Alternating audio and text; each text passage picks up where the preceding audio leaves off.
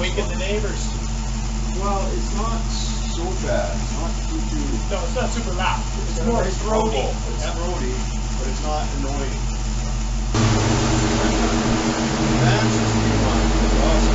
Yeah, it's a little stupid o'clock at this point. Yeah, it's getting there. But yeah, okay, there we go. This thing runs really good. It sounds great. Yeah. We're starting to blow the old stuff. The blowing engine left some fuel and antifreeze and everything else in the exhaust and the cats. We start blowing most of that out already. It's clearing up really fast. I think we got ourselves a good, strong running engine here. Yeah, it sure sounds strong. Yeah, it's snappy. It sounds good.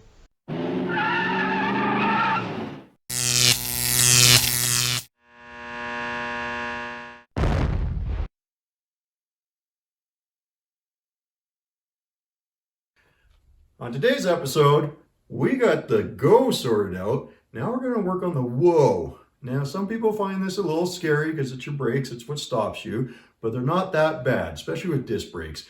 There's a couple things to look out for. We're going to go through some of those. But to show you how easy it is, I'm going to let Mike do it. I'm going to take a break. And I figure if you're going to go work on the brakes, you should immediately go and get the right tools, right? No. That's not what they mean by hammer on the brakes, okay? We don't need that. Well, we might need that, but not right now. Whatever. Oh, okay. So we'll get started. We'll bring you over, show you what's going on. Hey guys, so took off the tire. I assume most people can take off the tire, so I won't show you that part. So here we are. Here's the rotor, here's the caliper, and the mounting bracket. So I'm going to take off the mounting bracket first. Caliper first. Need a 13 mil in this case for the bolt, and you need an 18 mil to hold it in place. And it definitely takes a little bit of pressure. Brakes part okay.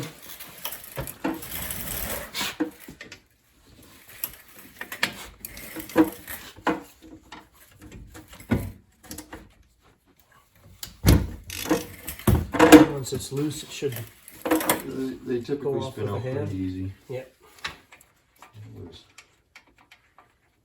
So these come right out, hey? Yeah. Okay.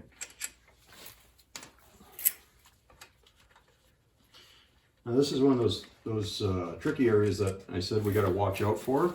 Those are your how your caliper slides. Those are your floating pins. So when you want to check those pins. You go ahead, just pop it off. So it should slide straight back. Straight like that. Do not put any pressure on that hose. So you can either hang the caliper up, or we got a stand here that we can just put it on, so we're not putting any pressure on it. You want to check your pins and make sure that they float nice. We're going to pull these out and lube them up too to make sure that these ones are good. They're not seized. Bounce back. See, this bottom one's really good. We'll show you that once it wants to bounce back? Yeah, you want them to kind of bounce back and float. We'll show them that once we get the bracket off, but let's get the pads off. Pads can just pop through? Yeah, let's slide them. Well, should just slide out. They should slide out? Oh, okay. Just like that. And the other one, sometimes they're a little sticky and a little tight, but... This is probably the worst one here, eh? Look at that. Yeah, you can see why we're doing this job. You can see how there's no pad left on that. Right here, it's pretty much flush. So we got to it in the right amount of time. There's nothing left on that. You can see how much material is right there. But we are going to replace the rotors anyways, right? Absolutely, because you know what? It's just cheaper. We can turn these. You can turn rotors if there's enough material left on them. Right. But nowadays you can pick up. We didn't pick up high performance stuff. We're not going high performance or going daily driver. Yep. And what we got everything for around $200 for 4 new rotors and all new pads, right? So it's not really worth it. Okay, so then you gotta swap out your 13 for an 18 and get onto the bracket in the back. And you can turn the wheel if you want. Can you now? Yeah, there. Let's have a look. Wouldn't that be helpful? Look at that. I broke them loose already, so they're quite loose. But these ones were solid. I used a considerable amount of force, and on the other side, I ended up needing to get the breaker bar out because they're pretty solid. Well, I think they're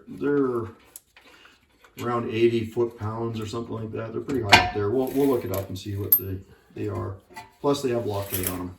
Oh, okay. Yeah. So this is the what do you call these? The floating pins. The floating pins. You see how that one just doesn't do anything? This one pops back. So that's what Brent was talking about. We want to get that one back into that kind of shape. I'll work on that, and I'll let you get that rotor off. Okay. One of the best new things we did for our little shop here was buy some power tools. And that's a little trick. Use one of your lug nuts to keep your rotor kind of straight forward. So I'll show you this pin. They just pop right out. I'll just pull it right out. Just like that. You can see it's all lubed up. We'll clean it up, put some new lube on there, and should be good to go. Good. Okay. We should be ready for the new rotor, and I'll get this going. Or you want to do the other side? That side all... No, I'd like to see how you go about compressing these things, because they're definitely not easy to move. And these have to be pushed all the way back and in order to fit your new brake pads in, because they're absolutely 4 times as thick. Now, this is another area to check too, Mike, because you want to make sure your seals are good on the pistons. These are your pistons. Gotcha. And you got to make sure your seals are good. The other thing that can happen is these pistons can crack. Oh, okay. And if you find them cracked, then you can get rebuild kits, or you can get a caliper and replace it. So if it cracks, it'll leak fluid? It could leak, or it'll split apart. It'll wreck the seal, and it's going to eventually leak. Gotcha. Now, we've got a tool like this that we can use, and you can put it in here, and it'll push the pistons in. But this won't work this way. This is meant for a single. These are dual piston. So you can see this isn't going to work, but we can make it work by putting the pad back in here and backing this off a lot. Right, I was wondering about that.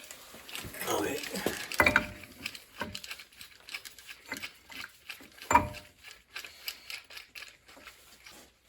I'll just put that right there.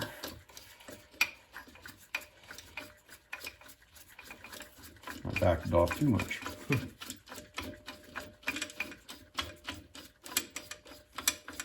We might have to, just because it is dual piston, we might have to move it back and forth a little bit, but that's okay. Oh, they're moving okay. Yeah. You can see this one's going in at a bit of an angle. We don't want to slide the loop too much. I can use my thumb to push on the other side. So these clips, no, not these ones on the caliper side, those clips get replaced as well? Yes. Yeah. Okay. Yeah. That'll come in the kit? These are your squealers. That's Yes. what tells you when your brake pads are wearing out. Right. So they start rubbing on the rotor and making that one definitely would have been squealing, I would have think, eh? No, it didn't squeal, if you recall, but I think I just tore my glove. Yeah, you're going to want to get them in there pretty flush. There, see that? I can't move it anymore. Can't push it any further. So that's pretty much as far as it's going to go. And there you go, just like that. Okay, cool. And you can just get some brake lube stuff from your local stores, your auto zones down in the States, Canadian Tire up in Canada, stuff like that. And you want to lubricate your pins with that. So here's our new rotor, shiny and pretty. And the reason we do this is because they usually come with a How much left in that? anti-rust coating on those. Oh, okay. Just kind of an oily coating, and you don't want oil on your brakes.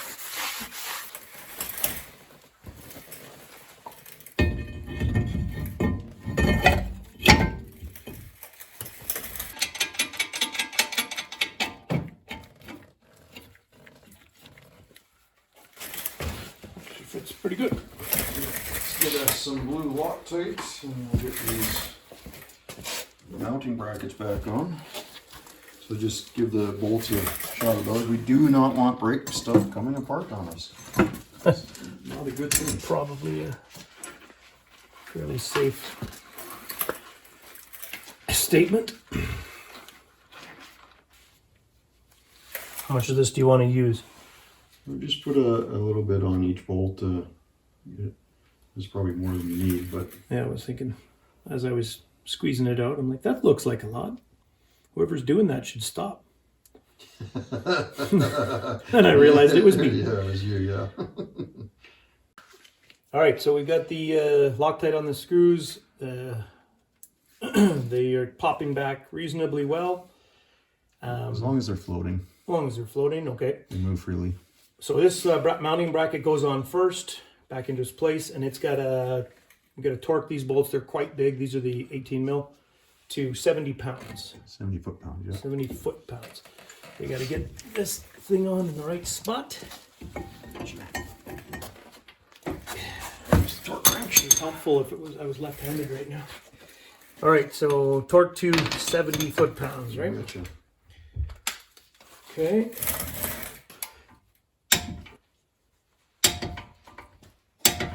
Okay. So the next thing we're gonna do, we're gonna put pads on. I like to kind of rub the pads a little bit, kind of help break them in.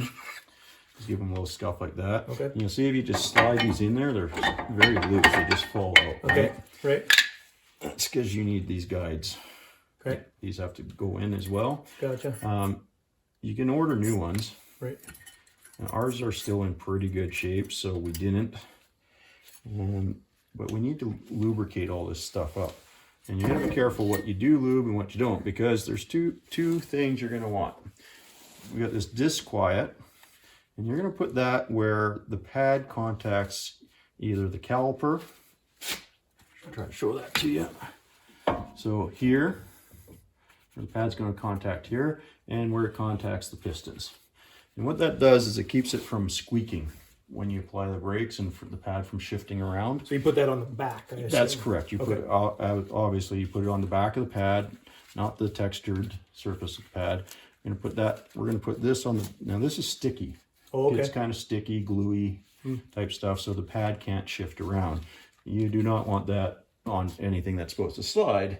You want the lube on the area that's supposed to slide. So you're gonna want to put some lubrication in this area, Gotcha. which on the pad, goes right here. You don't need a lot. You just put a little film on here and here, and then we'll slide the pads in. So every time you step on the brakes, those move slightly, right? Yeah, exactly. It grabs the rotor like that, Okay. and you want things to be able to move, and you don't want them to get stuck in place either, right? Because you're going to wear your pads out prematurely if that happens. Gotcha. So we put a little bit of brake lube, just like that. Doesn't need a lot.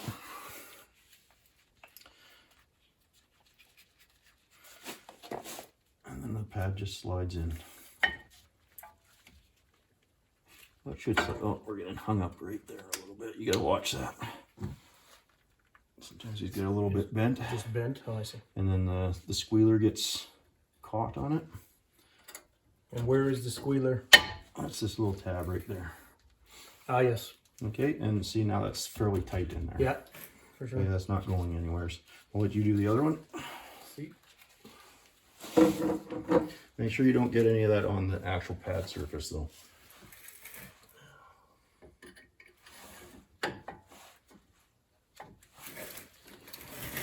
Yeah, see, I did the easy one. Get my head in there. There we go. Oh, I got it, nice. I think that makes And sense. this again, this is where your lug nut's going to help keep that rotor aligned. Right. So next thing we're going to do, we're going to take the disc quiet, and all I'm going to do, I'm going to put a little bit on my finger, just like that. Mm-hmm. Just going to, and so we just put it where, like I said, where the pads are going to contact. And then you'll have to move your pins in. There you go, There it is. just like that. Now, these ones into the I'll get your torque wrench. frame. are torqued at, did you say 45? 44. 44, okay. We need to get you another socket though, right? Do you have a 13 mil that'll fit that? I do. You got your 18 mil wrench to hold the other side? I do. Well then, if you want to hand me the wrench, I'll set it up while you're getting things snugged up. So it's an 18 mil to hold the pin and then 13 mil on the bolt. And that's it. One other thing I should point out, on some cars they have a back pad and a front pad. So you have to make sure you get the pads right on the Charger. It doesn't matter. It's the pads are the same. I think that's not. Well, no, we're not talking front and back brakes. Oh, I see what you're saying. We're talking inboard, outboard. Like the inside to the outside The are inside different? to the outside Really? pad can be different. Oh, I've never seen that before. On some cars that can happen. Okay. So you gotta watch that. On a lot of the newer cars, they're identical. So you're good. We're ready to do the other side. We won't show you that side because it's just the same thing, but that's how easy it is, folks. Unless you run into a couple of things. Also, when you're under here, you want to check your lines. Make sure that line's got no cracks in it. So we're talking about the rubber line that goes This line from here? Okay. and that goes down to your caliper. And obviously it would show leakage Yeah, if there was anything. Yeah, we're looking for cracks. Okay. So we're looking to see if the line's cracked or damaged in any way. Ours are in good shape, so we're good to go. And using this system, we don't need to bleed anything at all. No, not the way we did it. We're good. We don't have to bleed anything. Although, that being said, you can flush your system. It's always a good practice, but we don't have to. Okay, excellent. Now let's move on to the other side. Well, there you go. There's one side done. Catch up to you when we get to the back. Just point one more thing out. If you get some nice people that package brakes well, guess what? They tell you where the lube points are, where you have to lubricate them. You see on the box, get some nice instructions. A lot of brakes come with them. Try to follow them. It'll help you out in the long run. Good. Hey, so we're moving on to the back side here. A few different things. Obviously a smaller caliper. It's only got one piston. It is a vented wheel, or a rotor, so it's got holes in there. I don't know if you can see that. Different sizes of everything. So the caliper bracket is, the calipers are 15. The brackets are, they look like they're 18 still. So anyways, we're going to pull that apart now and we'll show you some of the differences because obviously it's smaller. The actual rotor is smaller too. And we have to take into consideration the e-brake is back here as well. So we got to be a little careful when we're messing around with that. Anyways, we'll get started on that next and follow along. Hey guys, all right, so we're at the point where we needed to check for what this emergency brake, what the setup is. And Brent was just telling me there's 3 different setups. So in the Charger here, this is the new rotor. There's those air vents I was talking about. And it's got an inside drum. So it'll have an old set of mechanical drums that push outwards. The patch, just like your old drum brakes, yeah. Right, when you pull the e-brake, and that's what actually engages your e-brake. Another version apparently is you have to look at the caliper, and if you have that kind, you'll see, I guess you'll see a pattern in there. And there's a mechanical arm that, as you pull your e-brake, it pushes out on the piston, right? It unscrews it. Unscrews the it's a piston. threaded piston. Yeah. Okay, so that'll set your brake while you're sitting still, and then I assume when you take it off, it'll pop back in. Yeah. So, but obviously as the pads wear, it's going to push it out further. So you need some little device like this, a little tool that for you Star Trek fans out there, we'll call it the Borg tool. And for the rest of you, don't judge me. And anyways, so this is a second version. And then there's even yet another version, I guess, that shows up sort of on drift cars that has a, what do you call this? Not a mechanical, but a Second set of pads. second set of pads, maybe back here or something, that this would be when you put your foot on the brake, and this would be when you pull the e-brake for correct. Yeah, drifting and it's such. a completely independent system from the other brake system, so it functions as your emergency. So that's kind of where we're at now. So now that we know what we've got, what kind we've got, and I assume it's a fairly easy one, we can pop these old pads out. Oh, that's interesting. They're probably closer to 50%, eh? Not as worn? About 30%, 25, somewhere's in there. Yeah. And they are wearing even, so that's a good sign that everything's working how it's supposed to work. If you were finding one pad was wearing more than the other. Yeah, that might be a little bit less than the That's other. pretty common, but Inside? yeah, Okay. inside one tends to wear a little bit more. But if you find that one pad's completely worn than the other, that means your caliper's not floating like it should. Okay. And so here's, now we're on to the, Yeah, those are a little tighter than the front ones. Those are about 85 foot-pounds. is that right? Yeah. But the front ones were not easy to get off. No, you're gonna have to. So I have a feeling that- Unfortunately, we can't turn this one. Yeah, we can't turn this one Can't front. cheat. Come on, use your muscles. There's no way I'm getting it from that angle. Let's see those muscles. No, I can't get it from there. Oh my goodness. Quitter. Maybe from here. Oh, you're using those deep sockets again. Keep telling you not to do that. Well, oh, not even a chance. Okay, let me in there. Let's see what you Let's see what you can do. Well, I can do it. You can't do it. But we can get the breaker bar on it. Well, we'll pause the camera. Yeah. I'll cheat. and then I'll say, look how easy that was. That sounds about right. Yeah. First of all, I'm going to get rid of this long socket because we don't want that. 18 mil? Yeah. Oh, those sectors are tight.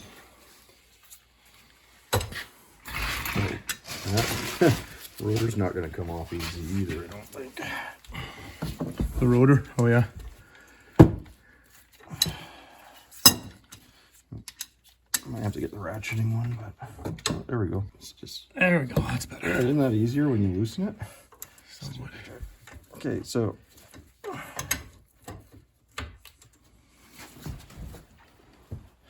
yeah, now I should be able to get those with the ratchet, I hope.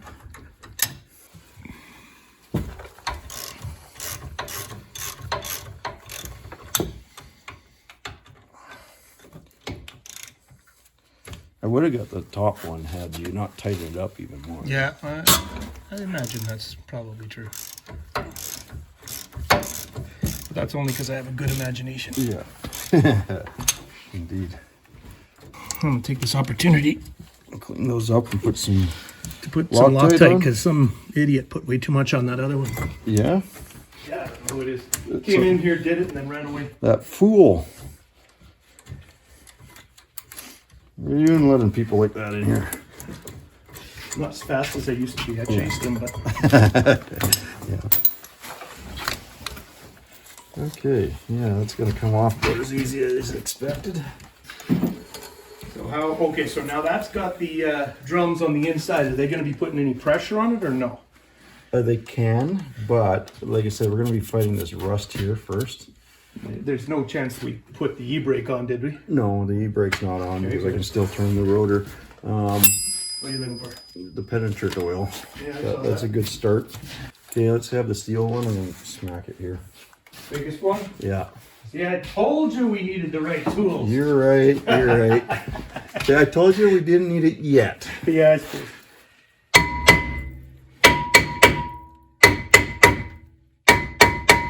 A good time to pause for a commercial break. Yeah, we're gonna go to a commercial break. We'll be right back. Okay, it's on. You say it's on? It's on now. What, the camera's on? Yeah. It's recording me? Yeah. I don't want that to see this. Oh.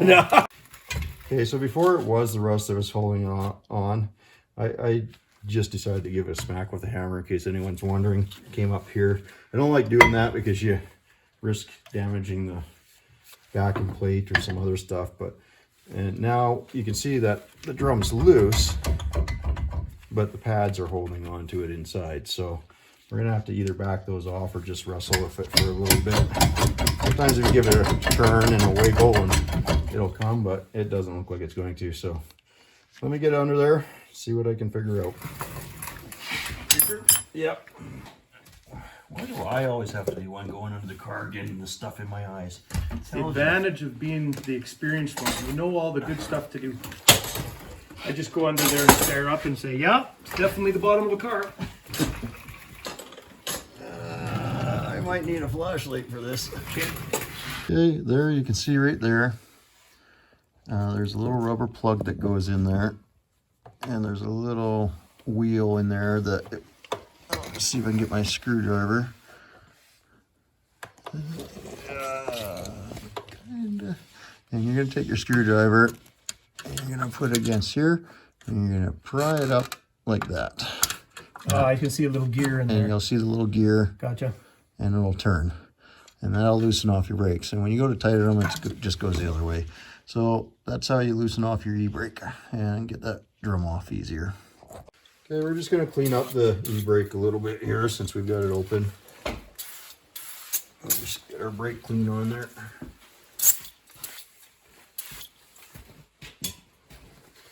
All the nice rust and stuff off of there.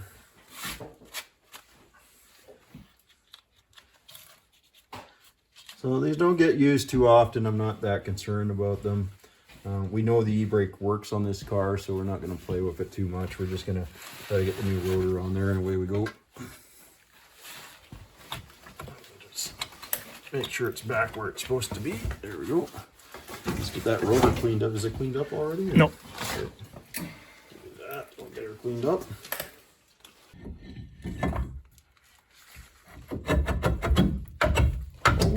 Look at that. Nice. All right. We'll just, yeah, we'll have to tighten that back up. Yay. Okay. Go back under. Back it off one. Give it a twist now. You feel some play in it? There we go. That's what we want. We want just a little bit of drag on it. That's try that. Right there. Yep. And just get that little bit of drag and we should be good. Okay. So as you can see, the brake pads are considerably smaller on the back. Give them a rub together, remember? Remember all the lube and stuff like that? So make sure your clips are on still. We'll pop this bracket back on. I got the Loctite started already. And I checked the floatiness of these. They're fine.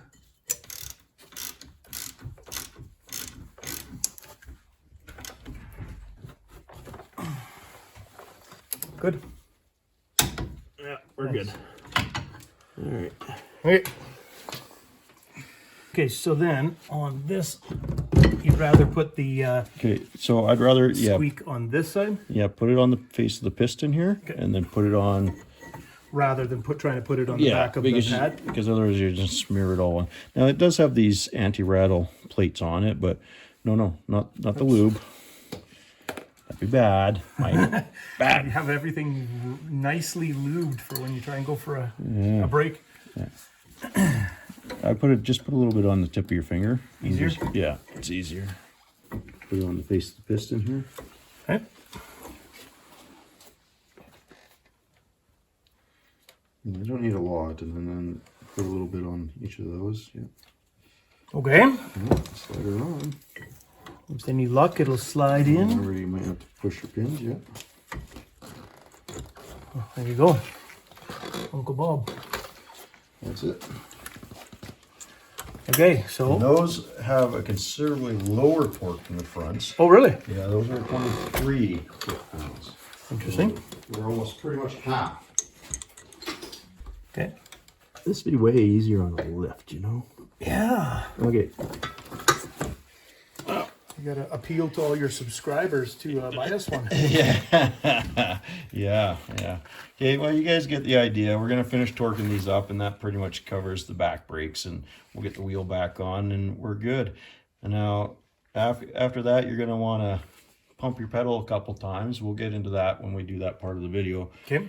And because we've pushed those pistons in, you're not going to have any brakes, so do not try to drive your car right away. Pump that pedal a few times, get the pads seated back against the rotor, and then we'll go through the break-in procedure for your brakes. So we'll do that as well. First test drive with the new engine. Let's see how it goes.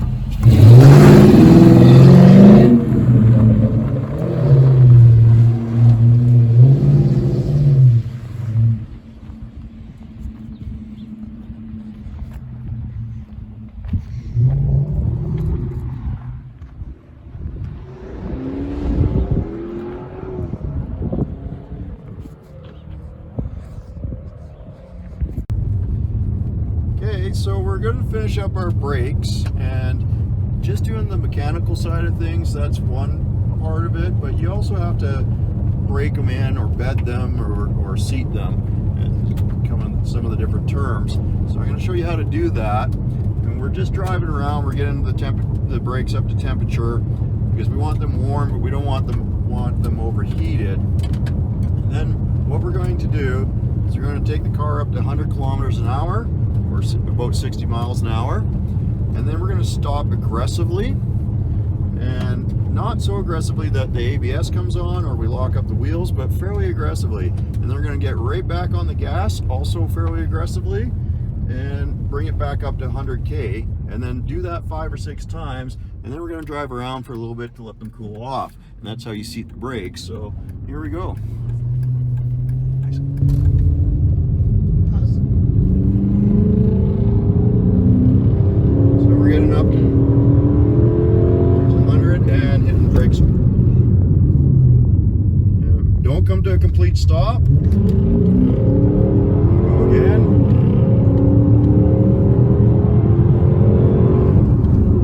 Aggressive on them.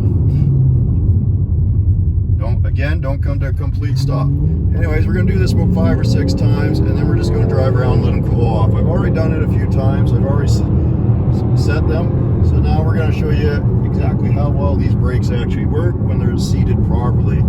Okay, we're doing 100K, about 62 miles an hour. You ready?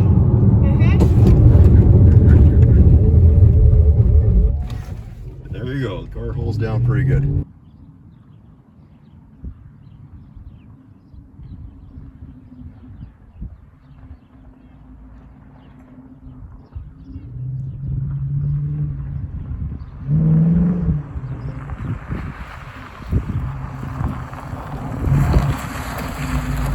And throttle response is acceptable.